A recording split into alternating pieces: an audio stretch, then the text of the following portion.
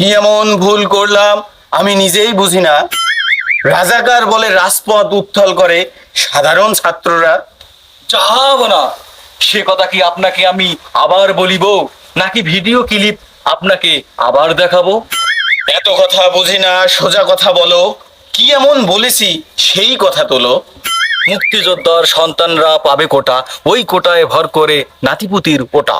পেল না কৃষক শ্রমিক দিনমজুরের সন্তান ন্যায্য অধিকারে, তাই তাদের রাজপথে উত্থান। আপনি বলেন তারা নাকি রাজাকারের সন্তান। এই যদি হয় এই রাজ্যের নীতি, তাহলে এই রাজ্যের মন্ত্রিত্ব থেকে চলে যাওয়াই হবে আমার মৌন সম্মতি।